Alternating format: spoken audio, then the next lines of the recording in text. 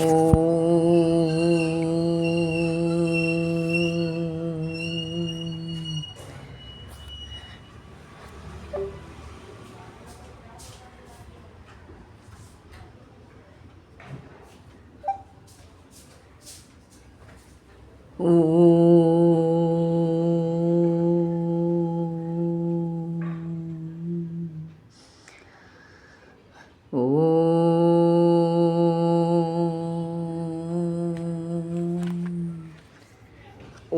सहनाववतु सहनौ भुनक्तु सह वीर्यं करवावहै तेजस्विनावधीतमस्तु मा विद्विषावहै। ॐ शान्ति शान्ति शान्तिः।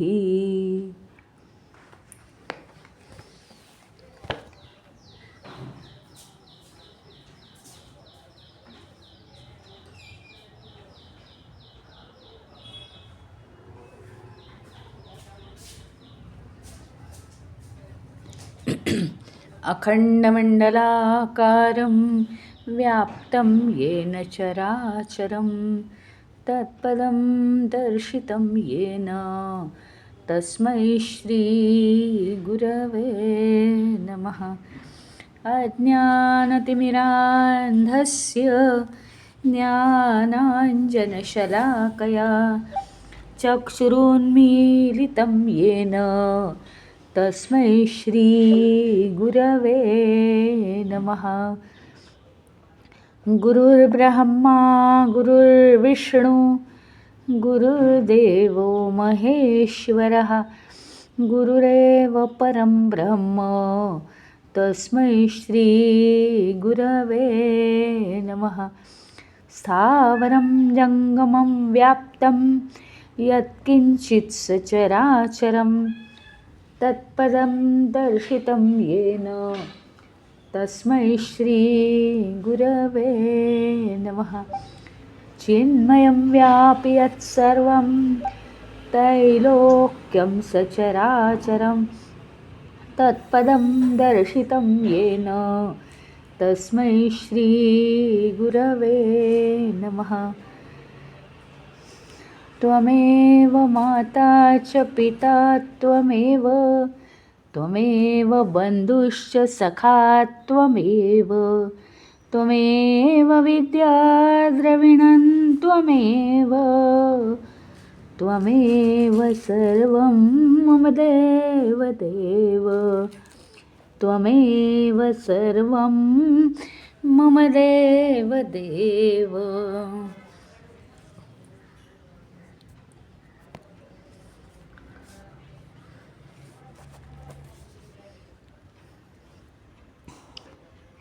काल आपण बघत होतो काय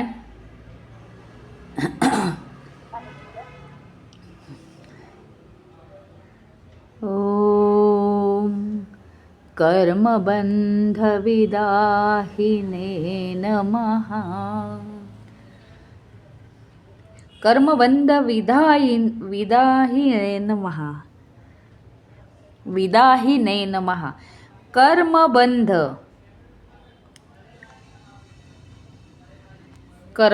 म्हणजे काय ते आपण काल बघितलं की कोणतीही कर्म केली की कर्मांचे खरं म्हणजे बंध होत नाहीत।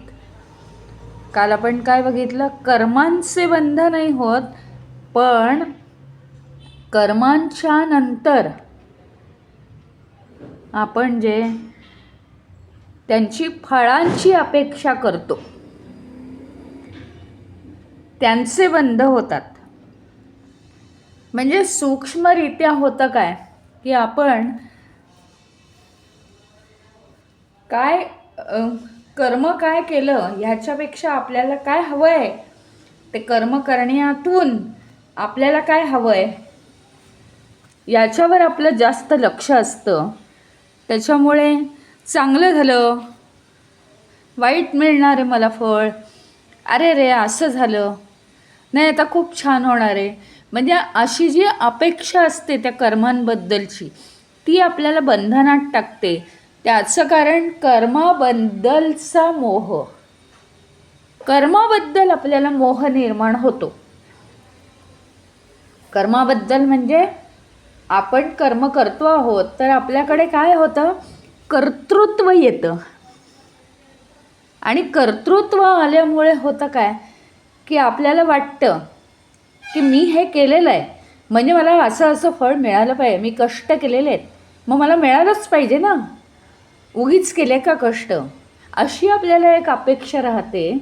आणि त्या अपेक्षेमुळे ती अपेक्षा पुरी झाली तर वा वा वा स्वतःचीच आपण कौतुक करून घेतो. आणि अपेक्षा अपुरी राहिली तर आपल्याला त्रास होतो, राग येतो, क्रोध निर्माण होतो. दुसऱ्याला मिळालं मला नाही मिळालं, द्वेष निर्माण होतो. या छोट्या छोट्या गोष्टींनी, किंवा मला तसं हवं होतं, मला हे नको होतं, एवढ्या छोट्या छोट्या विचारांनी सुद्धा कर्माला बंध निर्माण होतात आपल्या. आणि या कर्मांच्या बंधनापासून जो मुक्त झाला आहे अशा गुरुला माझा नमस्कार असो.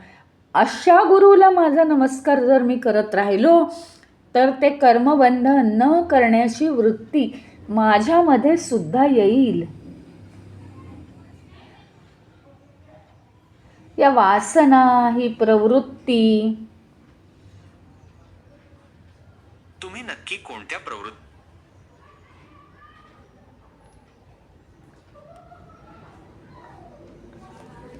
हे जे सगळं आहे निर्माण होतं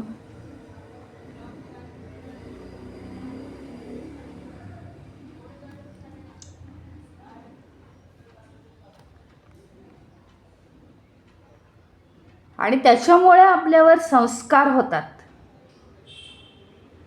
ते जर वारंवार ते संस्कार झाले तर आपल्या विचारांची एक विशिष्ट जडणघडण होते. पण हे सगळे काय आहेत तर क्षणभंगूर परिणाम आहेत, हे आपण जाणून घ्यावं. की हे सगळं काय आहे, शेवटी कर्म हे काय आहे. खरं सांगू का, माऊली काय म्हणतात माहिती आहे का, ज्ञानेश्वर माऊली म्हणतात की हा जो देह आहे ना, हा देह ह्याचं उपादान कारण मूळ कर्मच आहे. म्हणजे हा देह जो बनलेला दिसतोय, आपण म्हणू कशापासून बनले आहे तर देह पंचमहाभूतांपासून बनला आहे. माऊली सरळ म्हणतात की देह हा कर्मापासून बनला आहे, कर्मामुळे नाही, कर्मापासूनच देह बनला आहे. म्हणजे काय, देह निर्माण होण्याचं कारणच मुळी कर्म आहे. मग कर्म करायचे आहेत, म्हणजे कर्म करणं याला स्वतःला मोठेपणा घ्यायचं. म्हणजे समजा उदाहरणार्थ बरं का, उदाहरणार्थ कितीतरी उदाहरणं घेता येतील. आता एक शाळेच्या टीचर आहेत, शाळेच्या बाई आहेत, ते वर्गामध्ये शिकवतात, काही नाही त्याच्याबद्दल सगळा पगार बिगार मिळतो. पण ते असं म्हणतात का मग शिकवलं की नाही मी आजच्या तारखेला भरपूर शिकवलं या वर्गामध्ये त्या वर्गामध्ये, असं म्हणतात का, नाही. कर्म हेच मुळी या जन्माचं कारण आहे. आई सगळं दिवसभर घर सांभाळते, मुलांना सांभाळते, सगळ्यांची काळजी घेते, मग ते असं म्हणते का, नाही आता एक महिनाभर मी हे सगळं सांभाळलं, बिनपगारी सांभाळलेलं आहे, त्याच्यामुळे आता पुढच्या महिन्यात मी सुट्टी घेणार. उलट तिला काळजी असते की कसं घर सांभाळलं जाईल मी नसताना एक दिवस तरी. ह्याचा अर्थ काय, आपण जे कर्म करतो आहोत ते कर्म करणं म्हणजे कोणावर उपकार नाही, तर दुसरी गोष्ट त्यातनं अशी सांगितली आहे, कर्माची बंधनं का निर्माण होतात हे मी सांगते. हा काय आहे हे नाव, कर्मबंध विदाहिने नमः. कर्मबंधनापासून मुक्त होणाऱ्या गुरुला माझा नमस्कार असो. मग कर्मबंध कशापासून निर्माण होतं, एक तर प्रमुख कारण आपण बघितलंच आहे. काय कारण आहे तर आपण आपलं लक्ष सगळं कशावर असतं माहिती आहे, मी एवढं करणार आहे पण मला हे मिळणार आहे का फळ, असं म्हणजे मी एवढे कष्ट केले काय फुकट आहेत का? मला हे असं असं मिळायलाच पाहिजे. अरे, आपण काहीतरी मिळवण्यासाठी कर्म करतो हे बरोबर आहे, पण कमी जास्त काहीतरी होतं करण्यामध्ये आणि फळ मिळवण्यामध्ये आपला अट्टाहास असतो, हे चुकीचं आहे. फळांसाठी आपला जन्म नाही आहे, कर्मांसाठी आपला जन्म आहे. मग हे शरीर आपल्याला का मिळालेलं आहे? तर शरीराच्या साह्याने कर्म करायची आहेत, म्हणजे तुम्हाला कर्म करण्यासाठी शरीर आहे.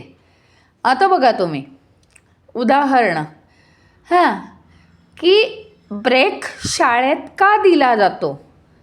म्हणजे आता काय कुठून तरी अगदी अगदी एखाद्या खेड्यातून, म्हणजे त्या मुलाला काहीच माहिती नाही, तर त्याला म्हटलं आता मधली सुट्टी होईल, तर तो म्हणेल की का बरं मधली सुट्टी कशाला शाळेत? मग मुलं सांगतात त्या वेळात डबा खायचा असतो. म्हणजे मधली सुट्टी का आहे? मधल्या सुट्टीचं कारण डबा खाणे, खेळणे, पाणी पिणे हे कारण आहे ना. दुसरी गोष्ट घ्या, दुसरी कोणती तरी गोष्ट घ्या, म्हणजे ती गोष्ट ही त्याच्यासाठी आहे ना. तुम्ही ह्याला ऑफिसला जाता, ऑफिसला का बरं जाता? ऑफिसला का जायचं आहे? काहीतरी काम करण्यासाठी ऑफिसला जायचं आहे ना, का मजा हजा करण्यासाठी? मग जीवन का बरं आहे? तर जीवन कर्मांसाठी आहे, जीवन फळासाठी नाही. अहो, आपण डबा खातो म्हणजे करतो काय? डब्यातली भाजी पोळी खातो इतक्यावरच आनंद मानतो ना, का डबा खातो? तो डबा खाताना दात तरी राहतील का शिल्लक? आणि हे मग डबा ही वस्तू खायची का नाही आहे असं आपण रागवतो का? आणि जसे आईस्क्रीमचे कोन असतात तसं डबा हा कोनचा बनवतो का, की डबा पण खाणार आम्ही? नाही बनवत तसा. म्हणजे काय, कुठलीही गोष्ट कशासाठी आहे ते त्याच्यावर खूप अवलंबून आहे. मग तसं फळांनी वेष्टीत असलेलं कर्म आहे. कर्म काय आहे? किंवा चॉकलेट आहे, चॉकलेटची चांदी आहे, चॉकलेटचं रॅपर असतं, रॅपर सकट चॉकलेट खातो का आपण? नाही, चॉकलेटच खातो ना, रॅपरवर लक्ष नाही आपलं. तसं कर्माचं रॅपर आहे फळ. ते फळ मिळणारच आहे, त्याच्यावर लक्ष कशासाठी आहे? ज्याप्रमाणे चॉकलेटचं रॅपर टाकून देतो त्याप्रमाणे मनातून आपण कर्माचं फळ टाकून दिलं पाहिजे. फक्त कर्म करण्याकडे इंटरेस्ट हवा. ती कर्माची फळं तुमच्याकडे चालतच येतात आणि ती चालत येतात, ती ॲटोमॅटिकली उपभोगली जातात. पण त्याच्यामध्ये आपण जायचं नसतं. काय फळ आहे, कसं मिळालं, काय झालं, काय नाही झालं, ही आपण अपेक्षा करण्यात अर्थ नाही. पुन्हा तेच म्हणते की कर्मबंध विदाहिने नमः. म्हणजे कर्माचे बंध का तयार होतात याची कारणं आहेत. आपलं फळावर लक्ष आहे म्हणून कर्माचे बंध तयार होतात, किंवा कर्मावर लक्ष नाही म्हणून कर्माचे बंध तयार होतात. कर्म करत असताना पूर्णपणे त्याच्यात आपण लक्ष घालायला पाहिजे, म्हणजे कर्म बेस्ट केलं जाईल. आणि कर्म बेस्ट झालं की आम्हाला आनंद झाला पाहिजे. कर्म बेस्ट झालेलं आहे ते मग मी केलं, मी असंच केलं, मी तसंच केलं, ह्याची पण गरज नाही. नंतर छोट्या छोट्या गोष्टी, मी कर्म करत होतो, मी किती छान कर्म करत होतो, पण ही अडचण आली, ते म्हणजे पुन्हा स्वतःचा अहंकार वाढवण्यासारखं आहे. आणि छोट्या छोट्या गोष्टींनी कर्माचे बंध तयार होतात. ती कर्म करण्यामागचं स्वतःचं क्रेडिट, किंवा ते किती छान केलं, किती वाईट केलं, असं केलं तसं केलं, कर्म हे चांगलं करण्यासाठीच मनुष्याला ते दिलेलं आहे. मनुष्य कशासाठी आहे? सगळ्यात उत्तम बुद्धिमत्ता आहे त्याला. उत्तम बुद्धिमत्तेचा वापर करून आणि मनावर संयम ठेवून आणि ज्या दिलेल्या देहाचा उत्तम प्रकारे उपयोग करून शेवटी कर्मच करायचं, कर्माच्या पलीकडे करायचं आहे काय, मग त्याचं बंधन निर्माण होतातच कसे होतात हेच मुळी आश्चर्य आहे.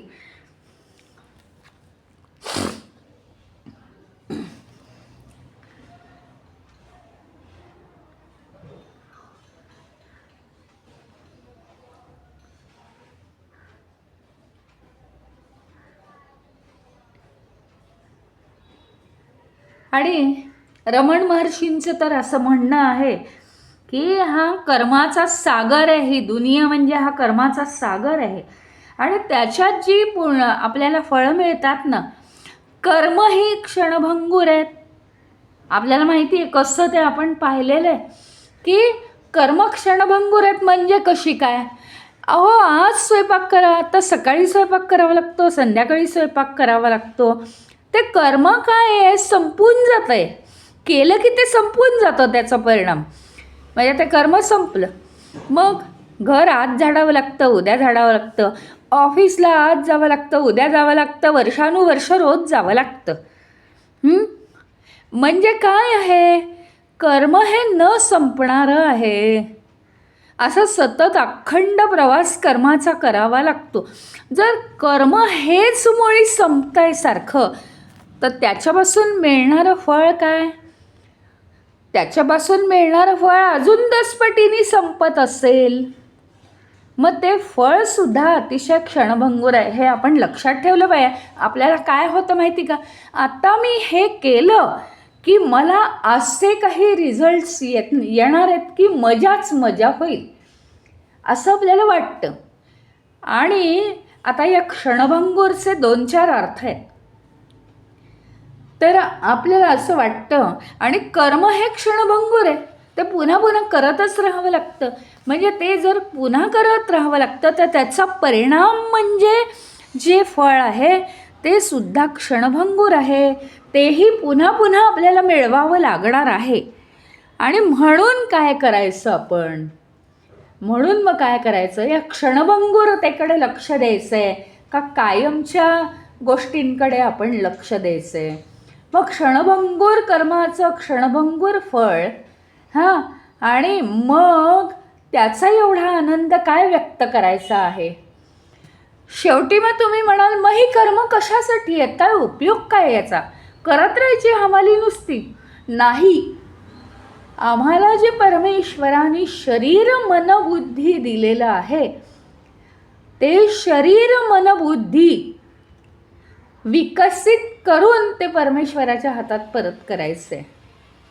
आणि ते विकसित होतं, ही कर्म जर आपण सतत करत राहिली तर ते शरीर मन आणि बुद्धी त्या त्या कर्मांद्वारे, ते कर्म करत असताना येणाऱ्या अडचणी, ते कर्म करत असताना करायला लागणारा विवेक आणि ते कर्म करत असताना करावे लागणारे कष्ट, ते कर्म करत असताना करावं लागणारं कॉन्सन्ट्रेशन, या सगळ्या गोष्टींमुळे आपलं शरीर मन आणि बुद्धी प्रचंड प्रमाणात विकसित होत असतात.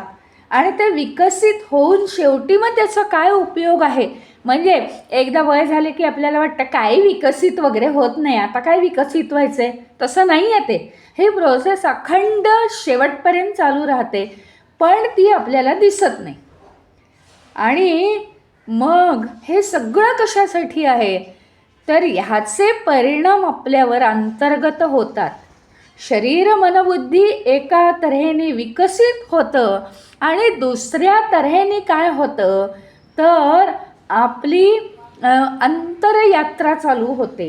म्हणजे या सगळ्यात काही अर्थ नाही बाबा, कितीही कष्ट करा, ह्यात म्हणजे सगळं सुख जे मिळतं ते तात्पुरतं आहे, हे नको, ह्याच्यात किती कष्ट करणार, किती वेळ वाया घालवणार आपण, किंवा ही दुःख काही जीवनातली संपत नाहीत, त्याच्यापासून अलिप्तच राहिलेलं बरं.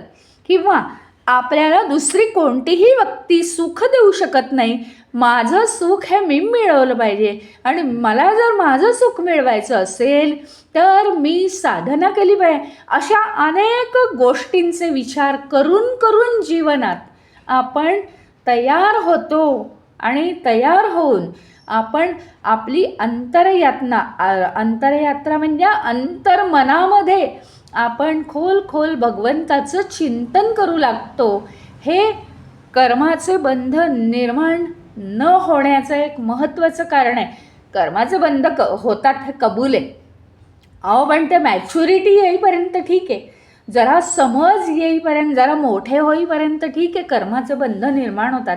एकदा का कळलं की आपल्या नकळत कर्माचे बंध तयार होत आहेत, म्हणजे कर्मामध्ये आपण फार अडकून राहायचं नाही. कर्म ही आपली ड्युटी आहे, करायची आणि सोडून द्यायचं आहे. मग ते हळूहळू कळायला लागल्यानंतर या कर्मांच्या सुद्धा कर्म ही करायची आहेत कंपल्सरी. त्या लाईनीतच उभे आहोत आपण देह स्वीकारला म्हणजे त्या लाईनीतच आपण उभे आहोत कर्म करणाऱ्यांच्या. त्याच्यामुळे कर्म करावीच लागणार आहेत. ही कर्मभूमीच आहे ही सृष्टी म्हणजे. तर ती करत राहायची पण त्याच्यात आपलं काही नाही, आपण करणारही कोणी नाही. त्याची जेव्हा इच्छा असते तेव्हा ते घडून येतं.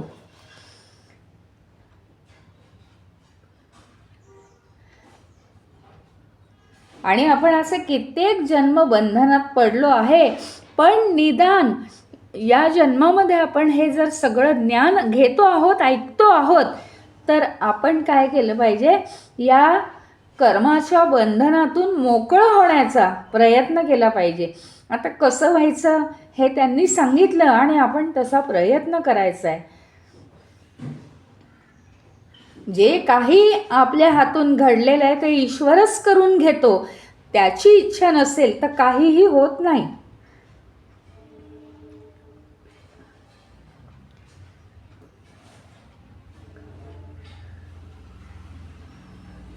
आणि कर्म हे जर व्यवस्थित केलं नाही तर पुन्हा पुन्हा त्या कर्मातून कर्म निर्माण होत राहतं.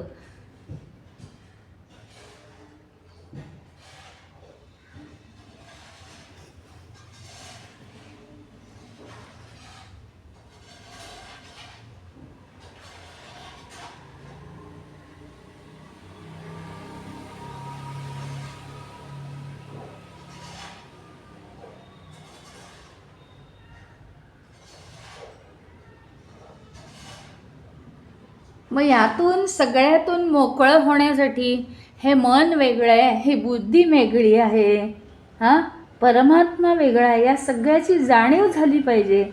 भोगता आहे.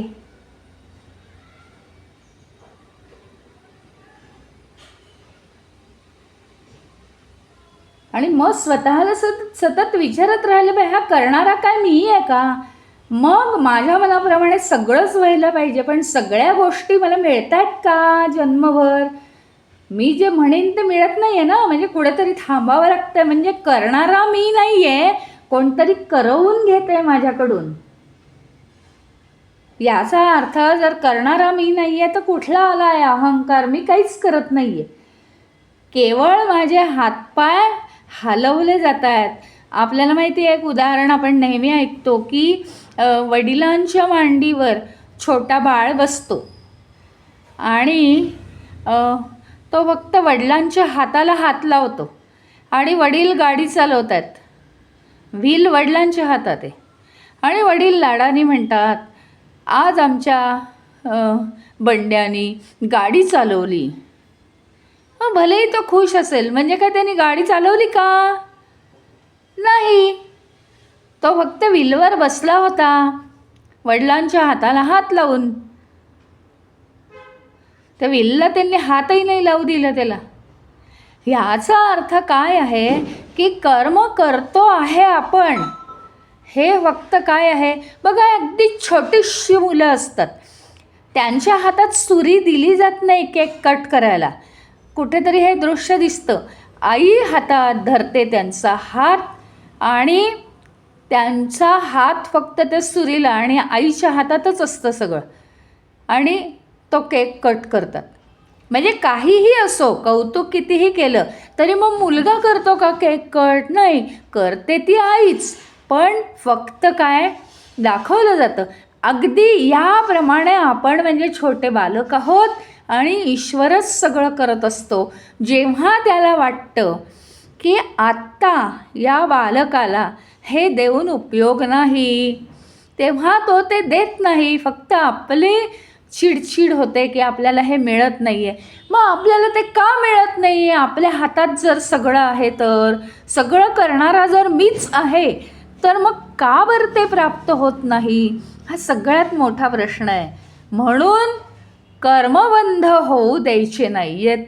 कर्म करणाराच जर मी नाही आहे, कर्म करणाराच दुसरा कोणीतरी आहे, ही जरी समज प्राप्त झाली तरीसुद्धा ते कर्म कोणीतरी करतंय, त्याची इच्छा असेल तर कर्म होईल, इच्छा नसेल तर कर्म नाही होणार. इच्छा असेल तर फळं दिली जातील, इच्छा नसेल तर फळं नाही दिली जाणार. इतकं जर आपलं त्यातली इच्छा कमी झाली आणि हे कर्म करणारा मी कोणी नाही, तर कर्माचे बंध आपल्याला पडत नाहीत. नेहमी लक्षात ठेवायचं, वडिलांच्या मांडीवर बसणारा छोटा बाळ तो कधी गाडी चालवत नाही, वडीलच गाडी चालवतात.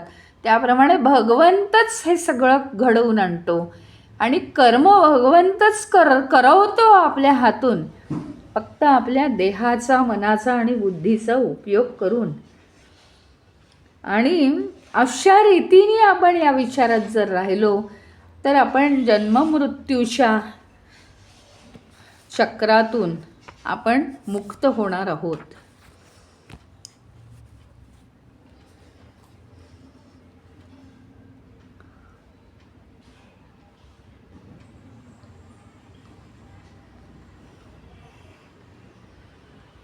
आता पुढे दिलेलं आहे, ओम आत्मज्ञानप्रदात्रे नमः.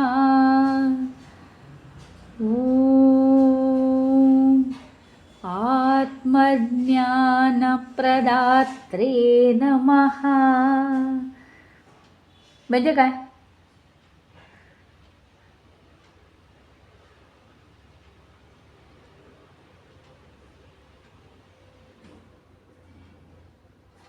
आत्मज्ञान प्रदात्र म्हणजे प्रकर्षाने देणारे.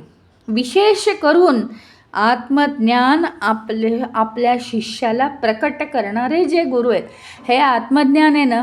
तुम्ही समजा म्हटलं मी आता रोज पुस्तक वाचीन बरं का, आणि माझं मी ते आत्मज्ञान मिळवीन, तर नाही ती समज येत आपल्याला, ते होत नाही. त्याचप्रमाणे आपण म्हटलं आता मी ध्यान करीन, आता मी रोज ध्यान करीन आणि मला मग ती समज येईल. पण ध्यानामध्ये सुद्धा अनेक अडचणी, अनेक प्रश्न आपल्याला निर्माण होतात. त्याच्यामुळे तेही सोपं नाही. मग काय जरुरी आहे?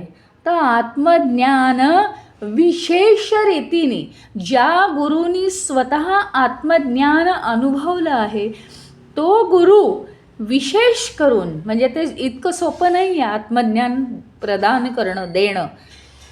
तर विशेष करून स्वतःची सत्याची शक्ती वापरून तो गुरु ज्यावेळी ते आत्मज्ञान देतो, ते खास करून स्पेशल रीतीने तो देत असतो.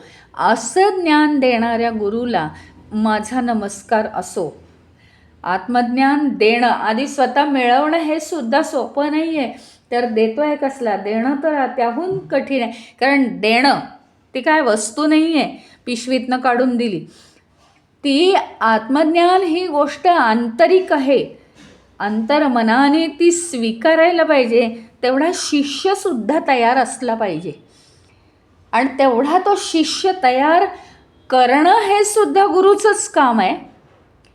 आणि त्याने ते स्वीकारणं, त्याच्यासाठी अगदी त्याला जवळात जवळ तयार करणं, हेही गुरुचंच काम आहे. आणि मग ह्याच्यात पहिली गोष्ट काय असते माहिती आहे का? त्यात पहिली गोष्ट अशी आहे की तो गुरु हे आत्मज्ञान आपण प्राप्त करावं. आत्मज्ञान ही खाण्याची गोष्ट नाही. त्याच्यासाठी काय आहे संपूर्ण अहंकार विरघळावा लागतो आणि तो अहंकार जावा म्हणून गुरु वेगवेगळ्या रीतीने आपला अहंकार नष्ट करतात. कधी आपण काही म्हटलं की ते पटकन नाही म्हणतात, नाही आत्ता नाही देणार मी तुला. मी एखादी गोष्ट करू का, आता मी ह्याच्यातून हे मिळवतोय असं म्हटलं, नको नको तू ते नको करू. म्हणजे त्याला काय अर्थ असतो माहिती का, की जर मोठेपणा मनात येत असेल एखादी गोष्ट करून तर तू ते करू नकोस. यावेळी आपल्याला असं वाटतं की गुरु मला नेहमीच अडवतो आणि गुरु नेहमीच काहीतरी नको काहीतरी हो म्हणतो, जे माझ्या मनात नाही तेच मला करायला सांगतो. जर आपल्याला समज नसेल तर आपल्याला असं वाटतं, पण आपल्याला जर समज असेल तर आपल्याला काय वाटतं माहिती आहे का, की नाही शेवटी या सगळ्याला काही अर्थ नाही आहे, कारण गुरु अतिशय प्रेमळ असतो. तो नेहमी मी म्हणजे साधा एक विचार मनात आणला, हो आता ना मी आजकाल गणपती अथर्व शीर्षाचा अभ्यास करते. पटकन गुरु काय म्हणेल, नको करू आत्ता अभ्यास. यामध्ये हा अर्थ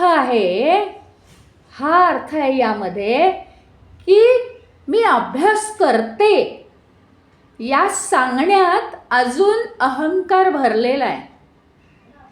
तो अहंकार काढून मग अभ्यास कर असा त्याचा अर्थ आहे.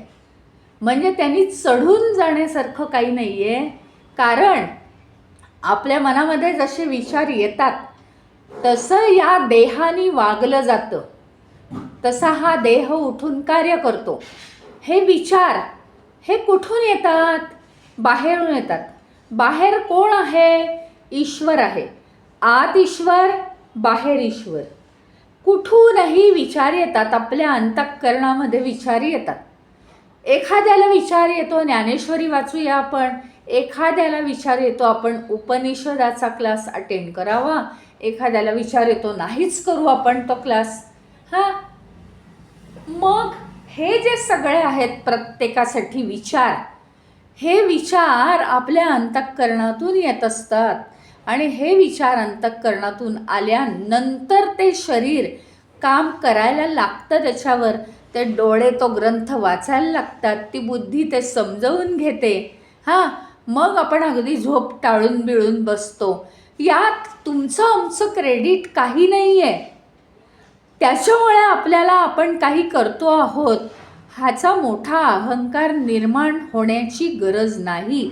हे काम गुरु करतात, हेच काम फक्त गुरु करतात आणि म्हणून ते आपल्याला काय करू शकतात की आत्मज्ञान प्रदान करू शकतात. आत्मज्ञान प्रदान करण्या अगोदर ते आपला संपूर्ण अहंकार नष्ट करण्याच्या मागे असतात. मग तो वेगवेगळ्या रीतीने आपल्याला वाटतं आता यात माझं काय चुकलं, गुरूंनी कशाला नाही म्हणायचं, पण ते नेहमीच नाही म्हणतात मला. असं नाही आहे काही, असं नाही आहे. त्या प्रसंगी हे जे मी करतो आहे त्याच्याशी आपलं नातं तुटावं अशी त्यांची इच्छा असते आणि ती चांगली इच्छा असते. आणि या पद्धतीनेच ते सगळ्यांना आत्मज्ञान देऊ शकतात. आत्मज्ञान देणं ही काय बोलण्याची गोष्ट नाही, पिशवीतनं काढून देण्याची गोष्ट नाही, तर एकतर समोरचा शिष्याचा विश्वास, आदर, प्रेम हे सगळं प्राप्त करायचं आणि तरीही त्याचा अहंकाराचं हे छिलके काढत राहायचे आणि तरीही त्याला दुखवायचं नाही आणि तरीही त्याच्याकडनं ते अंडरस्टँडिंग करून घ्यायचं. ही गोष्ट सोपी नाही आहे, अजिबात सोपी नाही आहे. परत परत त्याचा विश्वास कमवायचा आणि परत परत त्याला त्यातनं अज्ञानातनं बाहेर काढायचं. कोणीच सहज तयार होत नाही हे करायला, पण त्याला तयार करायचं. या गोष्टी एवढ्या सोप्या नाही आहेत. आणि म्हणून असा आत्मज्ञान प्रदान करणाऱ्या या महान दिव्य अशा गुरुला माझा नमस्कार असो.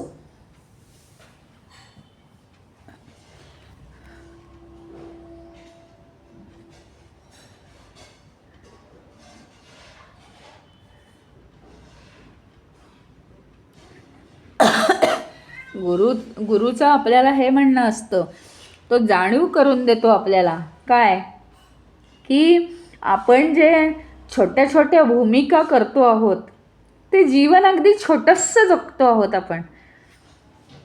छोट्या छोट्या कल्पना आहेत त्या सगळ्या आयुष्यातनं आपल्या सोडून दिल्या पाहिजे. आणि म्हणून अशा गुरुतत्वाला आपण प्रणाम करावा.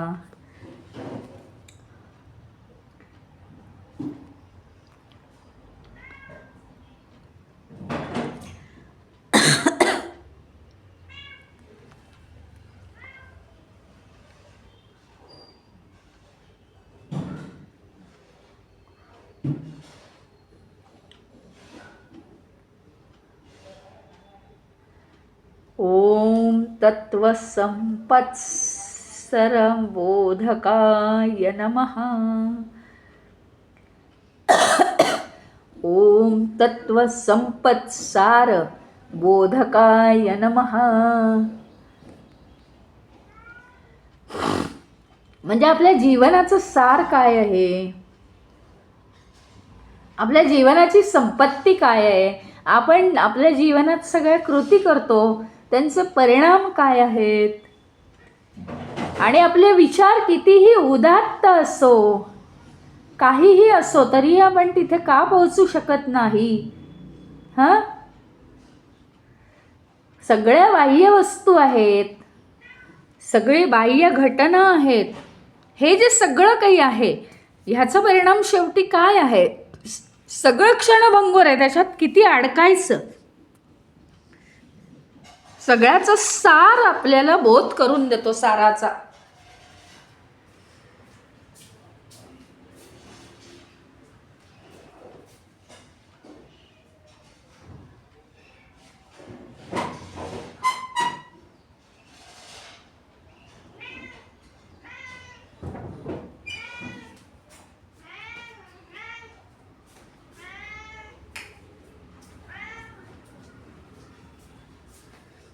संपूर्ण सगळ्या छोट्या मोठ्या गोष्टींचं सार काय आहे त्याचा आपल्याला तो बोध करून देतो.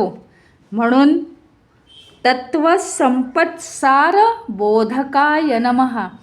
छोट्या छोट्या गोष्टी ज्या आहेत जीवनात, कित्येक गोष्टी आपल्याला मोठ्या वाटतात पण त्या छोट्याच असतात, आणि आपली दुनिया किती छोटी आहे. त्या मानाने हे जे तत्व आहे, सत्य तत्व आहे, ते कशामुळे प्राप्त होणार आहे, तर अनेक छोट्या गोष्टींचं त्याग केला आपल्या जीवनातून, त्या काढून टाकल्या, त्यांचे विचार करणं आपण कमी केलं. म्हणजे अर्थहीन गोष्टी आहेत त्या, जेवढी गरज आहे तेवढा विचार करायचा आणि त्या क्षणाला सोडून द्यायचं. असं जर आपण केलं तर आपल्याला या जीवनाचं सार पटकन कळेल, आणि कळल्यानंतर ते आपल्याला आत्मतत्वात जाणून घ्यायचं आहे. त्याच्या पुढे ते जर सारच कळलं नाही तर तत्व जाणणार कसं आहोत आपण, हा एक मोठा प्रश्न आहे.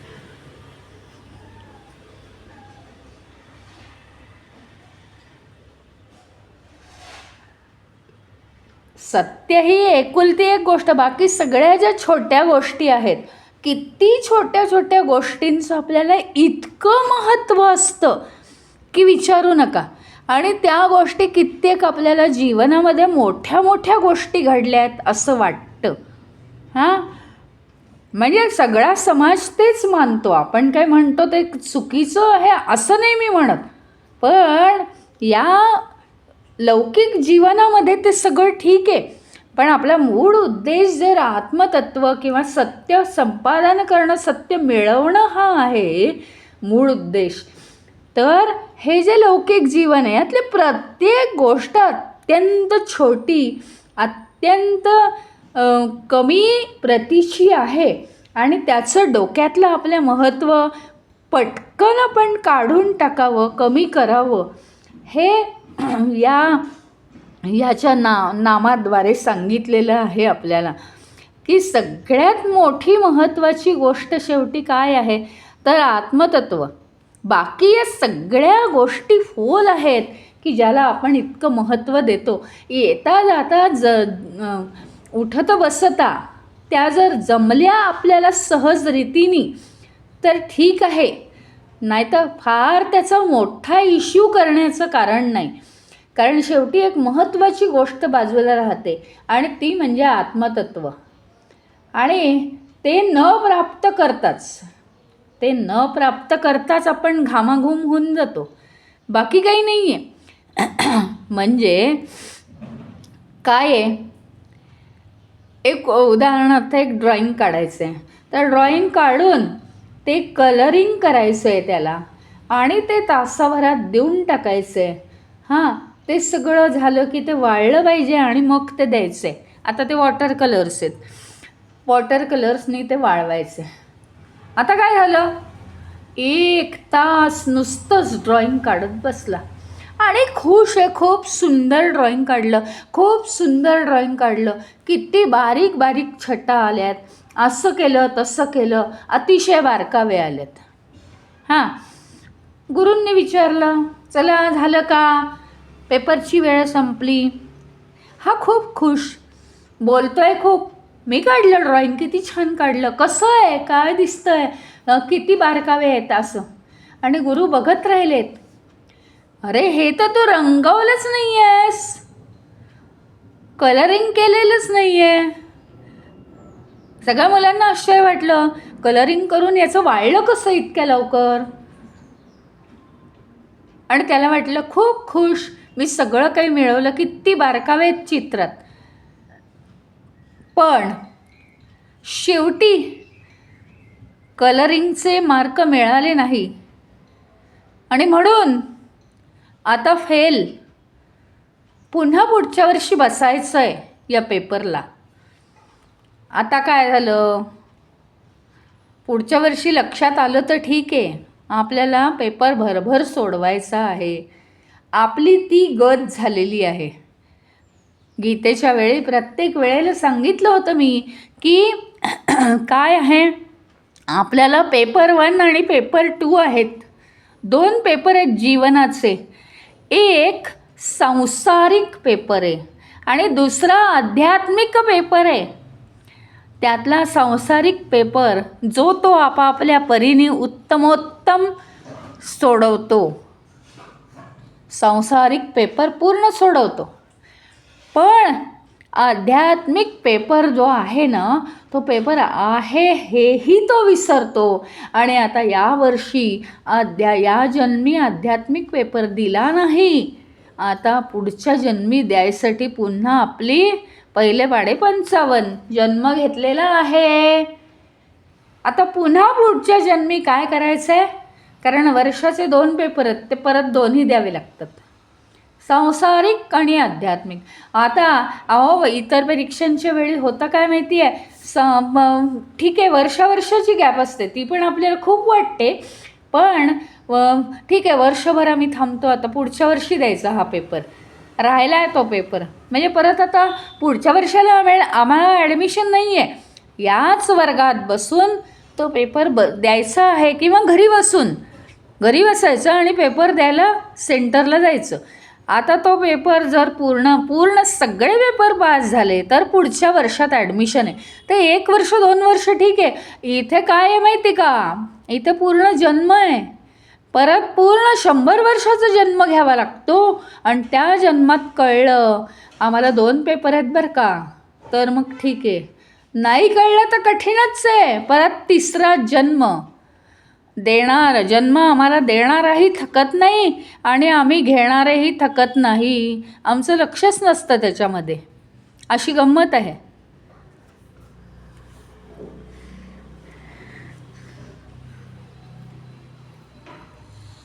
त्याच्यामुळे तत्व सार बोधकाय नमः, तत्वाचं सार आम्हाला, तत्वाच्या साराचा बोध करून देणारा, थोडक्यामध्ये सतत बोध करून देणारा, समजावून सांगणारा जो गुरु आहे त्याला आमचा नमस्कार असो. कारण आम्ही खूप छोट्या छोट्या गोष्टींना महत्त्व देत होतं काय, ड्रॉइंगचं उदाहरण दिलं होतं तसं आम्ही केलं काय, 100 वर्षात घाम गाळून एकच सांसारिक पेपर दिलेला आहे. आणि का घाम फुटला माहीत नाही. अरे मग एवढा घाम फुटला, दोन्ही पेपर दिले असशील तू. नाही, मी तर विसरून गेलो. आध्यात्मिक पेपर द्यायचं विसरलोच आहे मी. नाही, परत जन्म घ्यावा लागेल, सुटका नाही आहे त्याच्यासाठी. आणि म्हणून जीवनात छोट्या छोट्या गोष्टींना महत्त्व देऊ नका, म्हणजे तुम्ही भराभर पुढे जाल आणि म्हणजे आध्यात्मिक अभ्यासाकडे तुम्ही वळाल आणि ते आत्मतत्व प्राप्त करून घ्याल, असं सांगितलेलं आहे या नावातून. आज आपण आता इथे थांबू.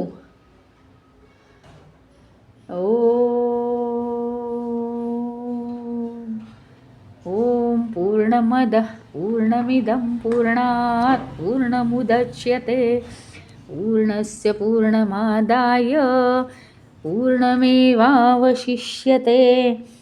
ओम शांती शांती शांती. हरि ओम. श्री गुरुभ्यो नमः. हरि ओम.